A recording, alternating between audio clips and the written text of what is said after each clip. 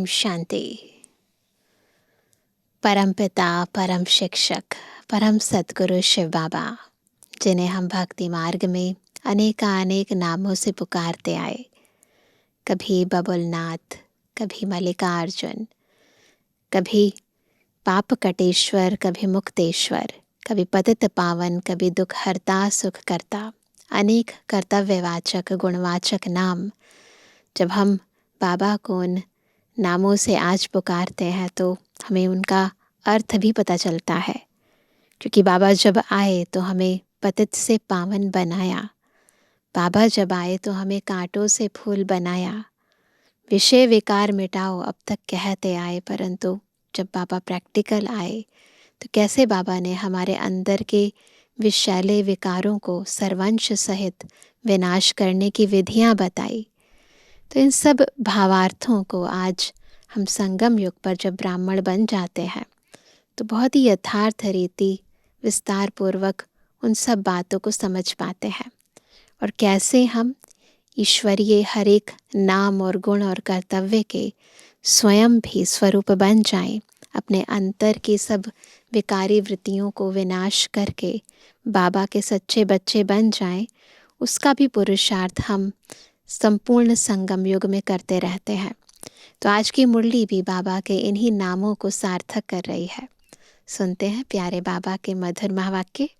आज है 12 फरवरी 2026। बाबा के महावाक्य हैं, मीठे बच्चे, यह कयामत का समय है। रावण ने सबको कब्र दाखिल कर दिया है। बाप आए हैं अमृत वर्षा कर साथ ले जाने।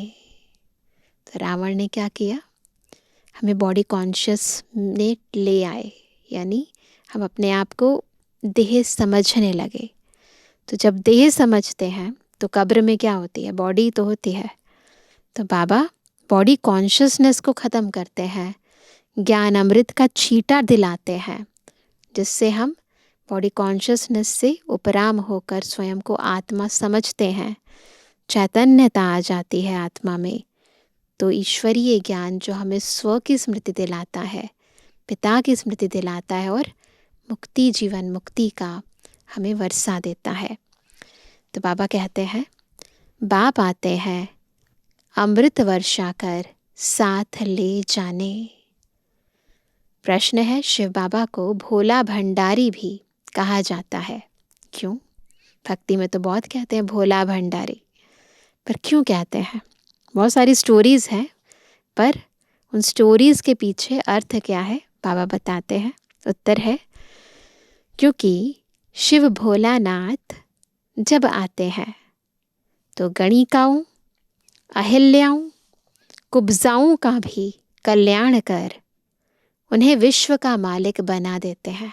ऐसी आत्माएं जिन्हें कई बारी दुनिया के अंदर मंदिर में जाना अलाउ भी नहीं करते, बाबा उन आत्माओं का भी उद्धार कर देते हैं।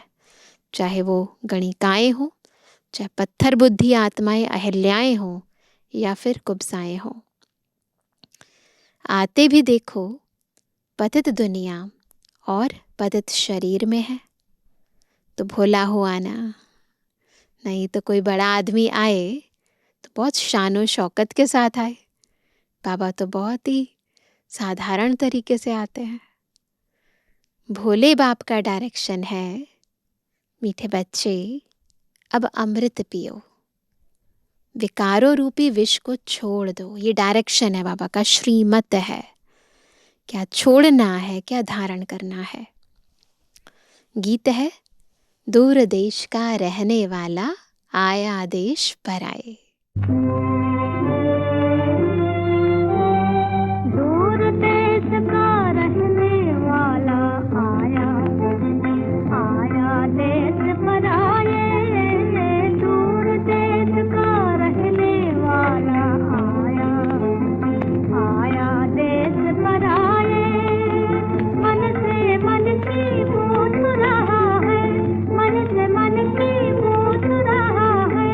अपना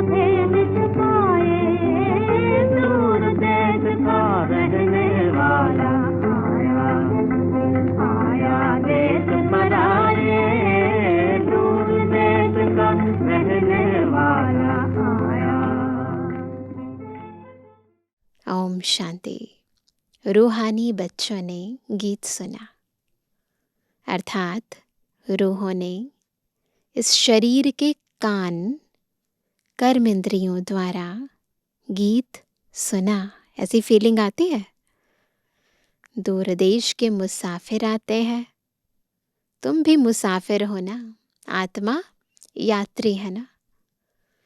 जो भी मनुष्य आत्माएं हैं वह सब मुसाफिर हैं। आत्माओं का कोई भी घर नहीं है। आत्मा है निराकार। निराकारी दुनिया में रहने वाली निराकारी आत्माएं, उसको कहा जाता है निराकारी आत्माओं का घर। वो है निराकारी आत्माओं का घर, यहाँ नहीं है। पापा कहते हैं घर भी कह सकते हैं, देश व लोक, इनको यहाँ इस दुनिया में जीव आत्माओं का देश कहते हैं। यहाँ आत्माओं का कोई देश नहीं है, यहाँ जीव आत्माओं का देश कहा जाता है इसे, इस साकारी मनुष्य लोक को। वह है ऊपर आत्माओं का देश। फिर वहाँ जाने के बाद आत्माएं यहाँ आकर शरीर में जब प्रवेश करती हैं तो निराकार से साकार बन जाते हैं। सिंपल। ऐसे नहीं कि आत्मा का कोई रूप नहीं है। रूप भी जरूर है, नाम भी है। इतनी छोटी आत्मा कितना पाठ बजाती है इस शरीर द्वारा, है तो छोटी सी। हर एक आत्मा में पाठ बजाने का कितना रिकॉर्ड भरा हुआ है, हर सेकंड का रिकॉर्ड। रिकॉर्ड एक बार भर जाता है, फिर कितना बारी भी रिपीट करो, कितनी बारी भी रिपीट करो, वही रिकॉर्ड बजेगा, वही चलेगा। वैसे आत्मा भी इस शरीर के अंदर रिकॉर्ड है। समझ आ रहा है ना? एग्जैक्टली बाबा समझा रहे, बहुत बारीकी से, है ना, आत्मा कैसे कार्य करती है वो समझा रहे हैं, जिसमें 84 जन्मों का पाठ भरा हुआ है। जैसे बाप निराकार है, वैसे आत्मा भी निराकार है। कहाँ कहाँ शास्त्रों में लिख दिया है वह नाम रूप से न्यारा है, परंतु नाम रूप से न्यारी कोई वस्तु होती नहीं। आकाश भी पोलार है, नाम तो है ना आकाश। बिगर नाम कोई चीज़ होती नहीं। मनुष्य कहते हैं परम पिता परमात्मा। अब दूर देश में तो सब आत्माएं रहती हैं। जो गीत था ना, दूर देश का रहने वाला, तो दूर देश यानी परम धाम में तो सब आत्माएं रहती हैं। यह साकार देश है। इसमें भी दो का राज्य चलता है। दो का राज्य, राम राज्य और रावण राज्य। आधा आधा कल्प। आधा कल्प है राम राज्य, आधा कल्प है रावण राज्य। बाप कभी बच्चों के लिए दुख का राज्य थोड़ी बनाएंगे ना। कोई भी चीज़ कोई व्यक्ति बनाएगा तो अच्छी बनाएगा ना, तो धीरे धीरे खराब हो जाती है चीज़। कहते हैं ईश्वर ही दुख सुख देते हैं। बाप समझाते हैं मैं कभी बच्चों को दुख नहीं देता हूँ। मेरा नाम ही है दुख हरता सुख करता। यह मनुष्यों की भूल है। ईश्वर कभी दुख नहीं देते। इस समय है ही दुख धाम। ये किसने दिया दुख? कैसे बना दुख धाम? विकारों से, विकारी कर्मों से। आधा कल्प रावण राज्य में दुख ही दुख मिलता है, सुख की रत्ती नहीं। सुख धाम में फिर दुख होता ही नहीं। बाप स्वर्ग की रचना रचते हैं, वहां दुख होता ही नहीं। अभी तुम हो संगम पर। इनको नई दुनिया तो कोई भी नहीं कहेंगे, कोई भी नहीं कह सकता ना इसे नई दुनिया। नई दुनिया का नाम ही है सतयुग, वही फिर पुरानी होती है, तो उनको कलयुग कहा जाता है। दुनिया वही है, नई चीज अच्छी और पुरानी चीज खराब दिखाई देती है, तो पुरानी चीज को खलास किया जाता है। कोई चीज खराब हो जाए तो उसे खत्म कर देते हैं ना। फिर मनुष्य विष को ही सुख समझते हैं। गाया भी जाता है, अमृत छोड़ विष काहे को खाए। फिर कहते हैं तेरे भाने सर्व का भला, है ना। गुरुद्वारे में कहते हैं ना, तेरे भाने सर्व का भला। तो अगर हमारा भला होगा तो सारी दुनिया का भला हो जाएगा। तो क्या करेंगे? स्व परिवर्तन करेंगे, बाबा को याद करेंगे। आप जो आकर करेंगे उससे भला ही होगा, नहीं तो रावण राज्य में मनुष्य बुरा काम ही करेंगे, है ना। अगर बाबा ना समझाए, करण करावन हार ना आए, तब तक हम अपने कर्मों को श्रेष्ठ ना बनाएं, नहीं तो क्या होगा? रावण राज्य में बुरा होता ही जाएगा, बुराई बढ़ती जाएगी। यह तो अब बच्चों को पता पड़ा है कि गुरु नानक को 500 वर्ष हुए, फिर कब आएंगे? तो कहेंगे उनकी आत्मा तो ज्योति ज्योत समा गई। आएंगे फिर कैसे? अस्तित्व ही खत्म हो गया जैसे। तो वह कहते हैं, वो ऐसे कहते हैं, लेकिन हमें पता है क्या? तुम कहेंगे आज से 4500 वर्ष बाद फिर गुरु नानक आएंगे। तुम्हारी बुद्धि में सारे वर्ल्ड की हिस्ट्री, ज्योग्राफी चक्र लगाती रहती है। इस समय सब तमो प्रधान है, इनको कयामत का समय कहा जाता है। अलग अलग धर्मों में इन सब बातों के बारे में क्या क्या लिखा है बाबा वर्णन कर रहे हैं। पहले गुरु ग्रंथ साहिब की लाइन बताई, अभी फिर जो कुरान है उसके बारे में बता रहे हैं। सभी मनुष्य जैसे कि मरे पड़े हैं, सबकी ज्योति उझाई हुई है। बाप आते हैं सबको जगाने। बच्चे जो काम चिता पर बैठ भस्म हो गए हैं, उन्हों को अमृत वर्षा से जगाए साथ ले जाएंगे। माया रावण ने कामचिता पर बिठाए कब्र दाखिल कर दिया है, सभी सो गए हैं। अब बाप ज्ञान अमृत पिलाते हैं। अब ज्ञान अमृत कहाँ और वह पानी कहाँ? सिख लोगों का बड़ा दिन होता है तो बड़े धूमधाम से तालाब को साफ करते हैं, मिट्टी निकालते हैं। इसलिए नाम ही रखा है अमृतसर, अमृत का सरोवर, है ना, अमृत का तालाब। गुरु नानक ने भी बाप की महिमा की है। क्या महिमा की है? खुद कहते, एक ओंकार सतनाम श्री वाहे गुरु। कहते ना, कर्ता पूरक निर्वैर निर्भय।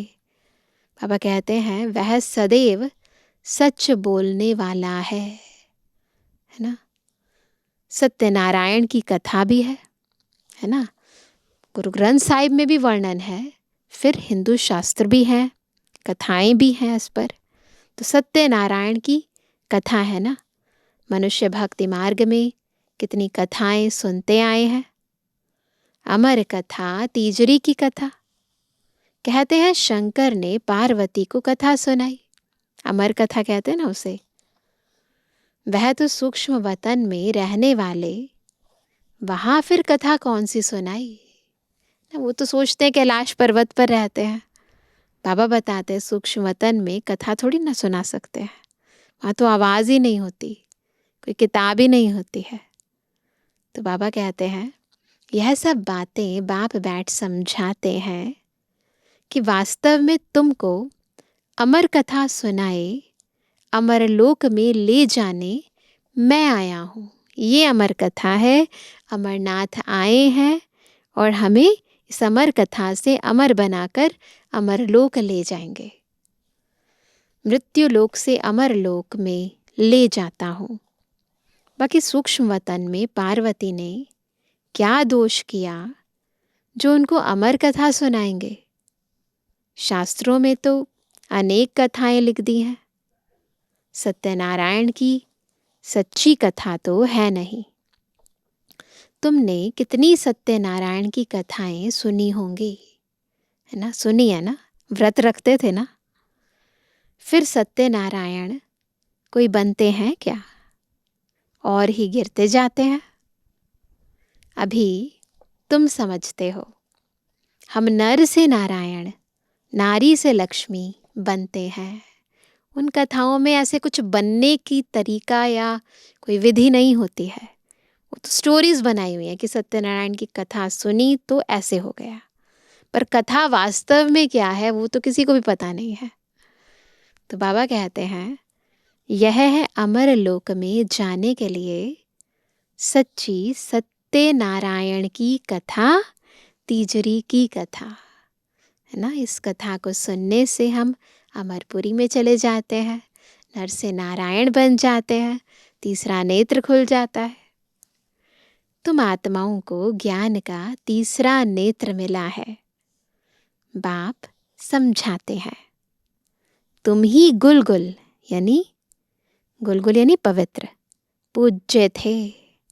फिर 84 जन्मों के बाद तुम ही पुजारी बने हो। इसलिए गाया हुआ है, आपे ही पूज्य, आपे ही पुजारी। बाप कहते हैं, मैं तो सदैव पूज्य हूँ, तुमको आकर पुजारी से पूज्य बनाता हूँ। यह है पतित दुनिया। सतयुग में पूज्य पावन मनुष्य, इस समय है पुजारी पतित मनुष्य। साधु संत गाते रहते हैं, पतित पावन सीताराम। यह अक्षर है राइट। सब सीताएं ब्राइड्स हैं।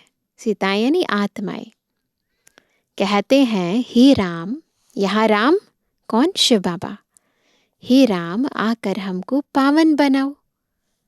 सब भक्तियां पुकारती हैं, आत्मा पुकारती है, हे राम।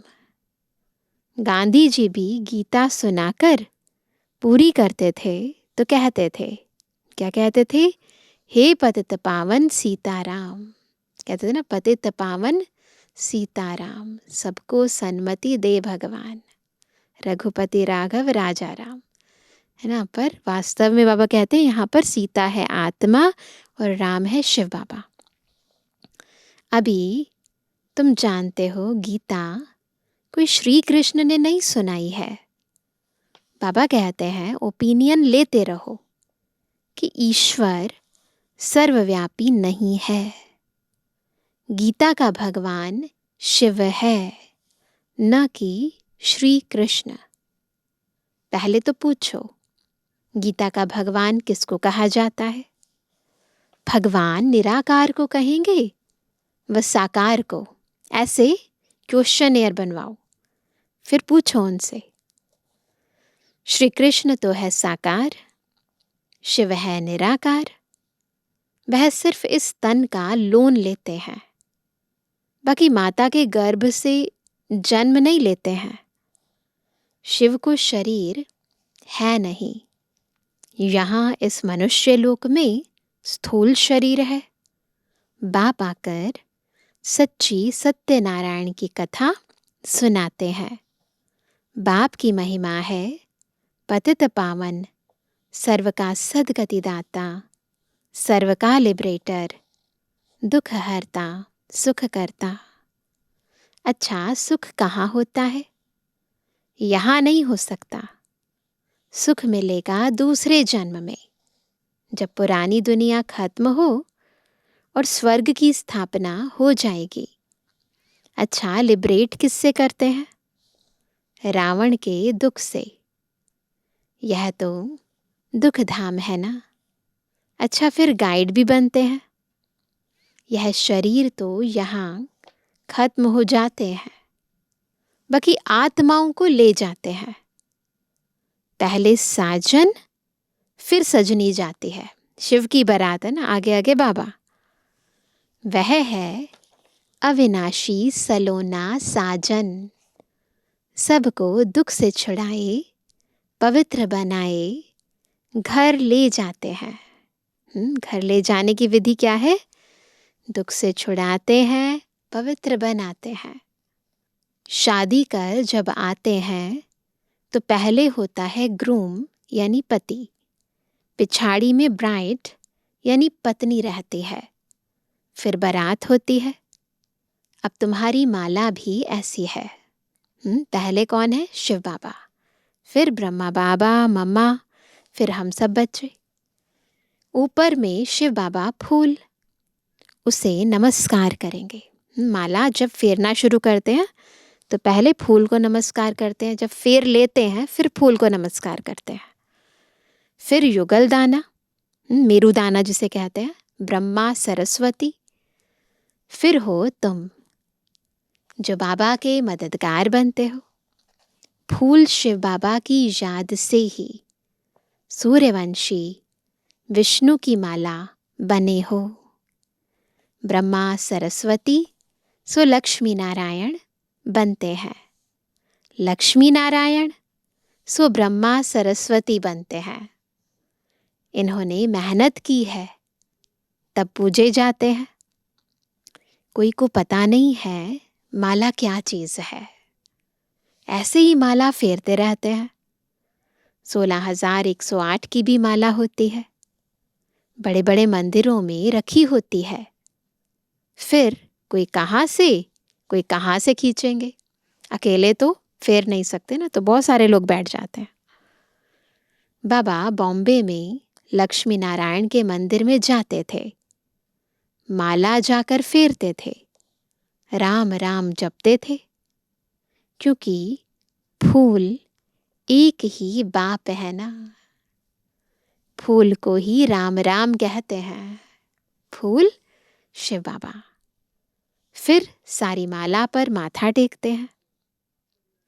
ज्ञान कुछ भी नहीं, पादरी भी हाथ में माला फेरते रहते हैं। पूछो किसकी माला फेरते हो? उनको तो पता नहीं है, कह देंगे क्राइस्ट की याद में फेरते हैं। उनको यह पता नहीं है कि क्राइस्ट की खुद आत्मा कहाँ है। तुम जानते हो क्राइस्ट की आत्मा अब तमु प्रधान है।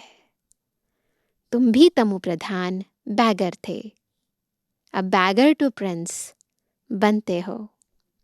भारत प्रिंस था, अभी बैगर है, फिर प्रिंस बनते हैं।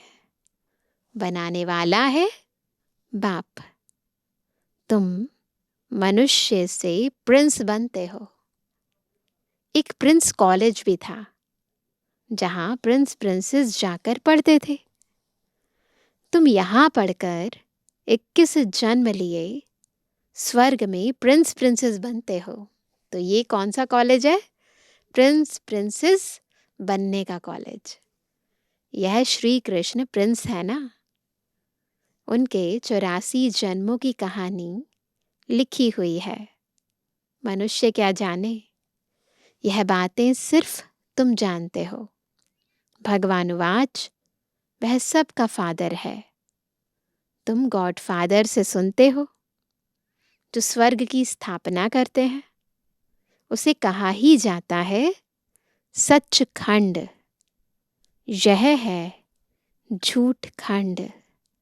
सचखंड तो बाप स्थापन करेंगे, झूठ खंड रावण स्थापन करते हैं। रावण का रूप बनाते हैं, अर्थ कुछ नहीं समझते हैं। किसको भी पता नहीं है कि आखरीन भी रावण है कौन, यथार्थ रूप से नहीं जानते। जिसको मारते हैं फिर जिंदा हो जाता है। वास्तव में 5 विकार स्त्री के, 5 विकार पुरुष के। इनको कहा जाता है रावण। ऐसे कोई 10 शीश वाला नहीं है कोई रावण। बाबा कहते हैं उनको मारते हैं, विकारों को मारते हैं। रावण को मारकर फिर सोना लूटते हैं। दिखाते हैं ना दशहरे पर, सोना लूटते हैं बच्चे जाकर। तुम बच्चे जानते हो यह है कांटों का जंगल। बॉम्बे में बबुलनाथ का भी मंदिर है। बाप आकर कांटों को फूल बनाते हैं। सब एक दो को कांटा लगाते हैं, दुख देते हैं ना, अर्थात काम कटारी चलाते रहते हैं। इसलिए इनको कांटों का जंगल कहा जाता है। सतयुग को गार्डन ऑफ अल्लाह कहा जाता है। वही फ्लावर्स कांटे बनते हैं, फिर कांटों से फूल बनते हैं। रिपीटिशन होता रहता है। पवित्र फिर अपवित्र, है ना, पहले निर्विकारी फिर विकारी। तो ये चक्र चलता रहता है, कांटे से फूल और फूल से फिर कांटे। तो बाबा कहते हैं अभी तुम 5 विकारों पर जीत पाते हो। इस रावण राज्य का विनाश तो होना ही है। आखिरीन बड़ी लड़ाई भी होगी। सच्चा सच्चा दशहरा भी होना है। रावण राज्य ही खलास हो जाएगा, फिर तुम लंका लूटेंगे। अब इन सब बातों का हमें यथार्थ अर्थ पता चला है। तुमको सोने के महल मिल जाएंगे। अभी तुम रावण पर जीत प्राप्त कर स्वर्ग के मालिक बनते हो। बाबा सारे विश्व का राज्य भाग्य देते हैं। इसलिए इनको शिव भोला भंडारी कहते हैं। गणिकाएं, अहिल्याएं, कुब्जाएं, सबको बाप विश्व का मालिक बनाते हैं। कितना भोला है।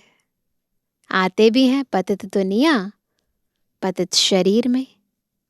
बाकी जो स्वर्ग के लायक नहीं है वह विष पीना छोड़ते ही नहीं। बाप कहते हैं बच्चे अभी यह अंतिम जन्म पावन बनो। यह विकार तुमको आदि मध्य अंत दुखी बनाते हैं। क्या तुम इस एक जन्म के लिए विष पीना नहीं छोड़ सकते हो? मैं तुमको अमृत पिलाकर अमर बनाता हूँ, फिर भी तुम पवित्र नहीं बनते हो। विष बगैर, सिगरेट शराब बगैर रह नहीं सकते हो। मैं बेहद का बाप तुमको कहता हूँ बच्चे, इस एक जन्म के लिए पावन बनो। खुद भगवान रिक्वेस्ट कर रहे हैं। और किस लिए? हमारे भले के लिए। तो बच्चे इस एक जन्म के लिए पावन बनो तो तुमको स्वर्ग का मालिक बनाऊंगा। पुरानी दुनिया का विनाश और नई दुनिया की स्थापना करना, यह बाप का ही काम है। बाप आया हुआ है सारी दुनिया को दुख से लिबरेट कर सुख धाम, शांति धाम में ले जाने। अभी सब धर्म विनाश हो जाएंगे।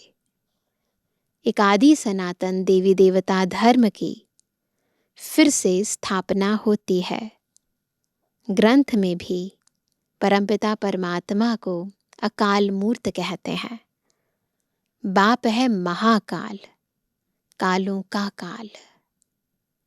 वह काल तो 1-2 को ले जाएंगे, मैं तो सभी आत्माओं को ले जाऊंगा। इसलिए महाकाल कहते हैं। बाबा सब बच्चों को ले जाएंगे, इसलिए कालों का काल महाकाल। बाप आकर तुम बच्चों को कितना समझदार बनाते हैं। अच्छा मीठे किसी के लिए जवानी बच्चों पे जुबानी बाप दादा का दिल जान सको प्रेम से नंबरवार प्रसाद अनुसार यादगार और रूहानी बच्चों की रूहानी बाप दादा को गुड मॉर्निंग, नमस्ते नमस्ते नमस्ते। धारणा के लिए मुख्य सार। पहला, इस अंतिम जन्म में विष को त्याग यानी विकारों को त्याग अमृत पीना और पिलाना है। ये ज्ञान का अमृत पीना भी है और पिलाना भी है। पावन बनना है, कांटों को फूल बनाने की सेवा करनी है। दूसरा, विष्णु के गले की माला का दाना बनने के लिए बाप की याद में रहना है। पूरा पूरा मददगार बन बाप समान दुख हरता बनना है। वरदान है, अपनी अलौकिक रूहानी वृत्ति द्वारा सर्वात्माओं पर अपना प्रभाव डालने वाले मास्टर ज्ञान सूर्य भव। कैसे बनेंगे मास्टर ज्ञान सूर्य? जब अपनी अलौकिक रूहानी वृत्ति से सर्वात्माओं पर अपना प्रभाव डालेंगे। जैसे कोई आकर्षण करने वाली चीज़ आसपास वालों को अपनी तरफ आकर्षित करती है, सभी का अटेंशन जाता है।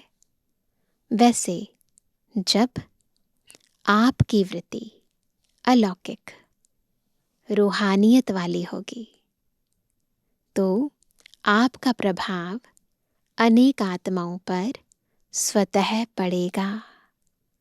अलौकिक वृत्ति अर्थात न्यारे और प्यारेपन की स्थिति स्वतः अनेक आत्माओं को आकर्षित करती है। ऐसी अलौकिक शक्तिशाली आत्माएं मास्टर ज्ञान सूर्य बन अपना प्रकाश चारों ओर फैलाती हैं। तो कैसे बनेंगे मास्टर ज्ञान सूर्य? जब रूहानियत में रहेंगे, अलौकिक रीति व्यवहार में आएंगे। स्लोगन है, सदा समान की सीट पर स्थित रहो। सदा है ना, हमेशा, कभी कभी नहीं। समान की सीट पर स्थित रहो तो सर्व शक्तियाँ आपका ऑर्डर मानती रहेंगी। आज का व्यक्त इशारा, एकता और विश्वास की विशेषता द्वारा सफलता संपन्न बनो। ज्ञानी बनने के साथ साथ स्नेही बनो। स्व की सेवा विश्व सेवा का आधार है। सेवा में सिर्फ 2 शब्द याद रखना। क्या? एक, निमित्त हूँ। दूसरा, निर्माण बनना ही है। इससे एकता का वातावरण बनेगा। 1-2 के सहयोगी बनेंगे। तेरे मेरे की, मान शान की, टकराव की भावनाएं समाप्त हो जाएंगी। तो क्या शब्द याद रखेंगे? एक निमित्त, दूसरा निर्माण। अच्छा, ओम शांति।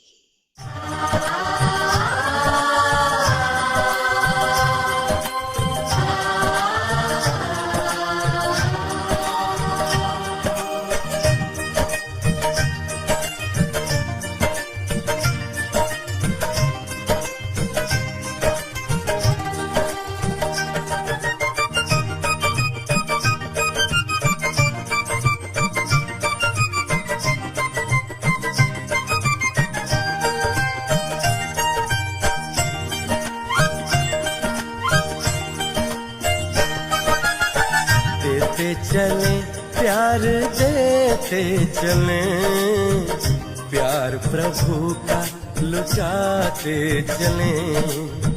देते चले प्यार देते चले, प्यार प्रभु का लुटाते चले।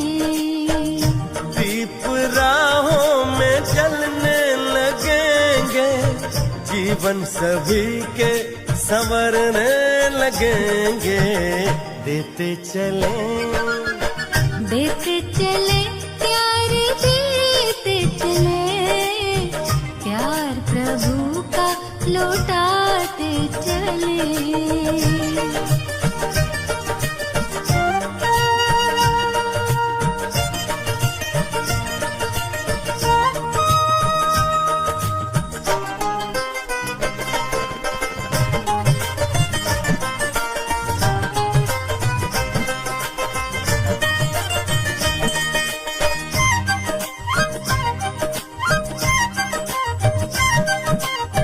निर्मल सी मुस्कानों से जग शीतल हो जाएगा, स्नेह भरे दो बोलों से पत्थर पानी हो जाएगा। निर्मल सी मुस्कानों से जग शीतल हो जाएगा, स्नेह भरे दो बोलों से पत्थर पानी हो जाएगा। ईश्वर की पहचान बने, प्यार प्रभु का लुटाते चले।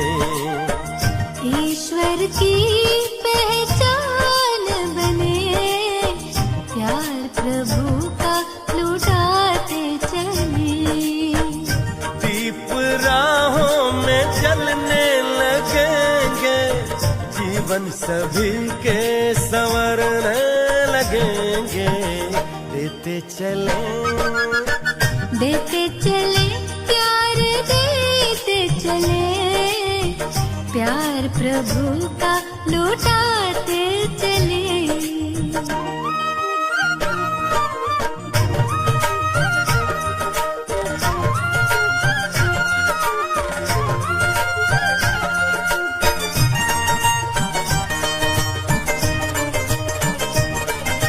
साया करने वाले बादल सिर पर धूप संभाले हैं, खींच के बेखारे जल से मधुर मेह बरसाए हैं। साया करने वाले बादल सिर पर धूप संभाले हैं, खींच के बेखारे जल से मधुर मेह बरसाए हैं। सुख सागर की लहरें बने, प्यार प्रभु का लुटाते चले। सुख सागर की लहर बने, प्यार प्रभु का लुटाते चले। दीप राहों में जलने लगेंगे, जीवन सभी के संवरने लगेंगे।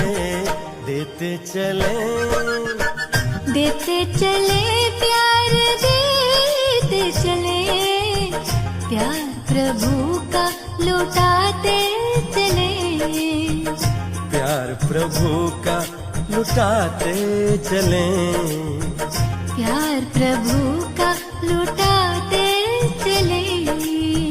प्यार प्रभु का लुटाते चले।